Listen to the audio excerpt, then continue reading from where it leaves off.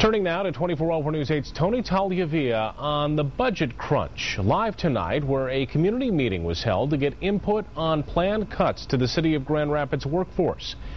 Tony, what are the people saying? Well, good evening, Brian. Much of the conversation here tonight at City Hall, and in fact some anger, was focused on the planned cuts to police and fire. The planned elimination of more than 24 police officers and more than 24 firefighters.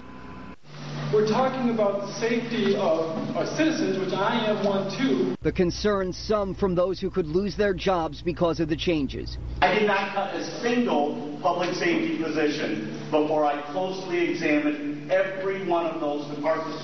I don't think it was a good thing to reduce our staffing. It's just we were compelled to. Worries about how public safety will fare under the planned staff cuts is what brought Midtown Neighborhood Association board member Josh Duggan here. It'll reduce our ability as a neighborhood association to provide the service to make our neighborhood safe for our residents. Public safety type. That's the problem. Residents met in groups to talk about answers. The results? Some suggested furloughs rather than layoffs, or pay cuts rather than layoffs, sharing services with other communities, shifting more responsibilities to neighborhood associations, and maybe a millage to pay specifically for police and fire.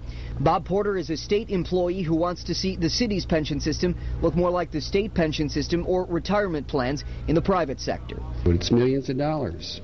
So can any of the suggestions work? I did hear a few things that I need to check out. What are the legal parameters of what we can do, and I will do that.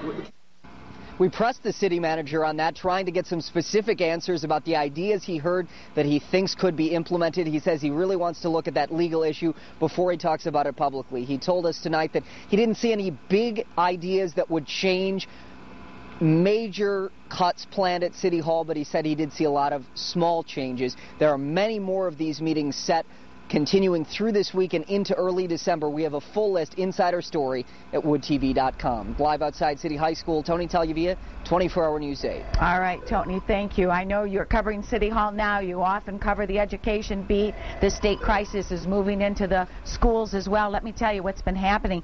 Leaders from Grand Rapids Public Schools are looking for your input about their budget and the changes they have to make to their budget. They want to hear from you. There's an open forum Saturday, 9 to 2 at Ottawa Hills High School. At tonight's Grand Rapids School Board meeting, union leaders expressed concern that mid-year budget changes could violate their contracts, so they put the board on notice about that. And a Muskegon-based anti-teachers union group came to recommend changes in teachers' health care aimed at savings for the school district.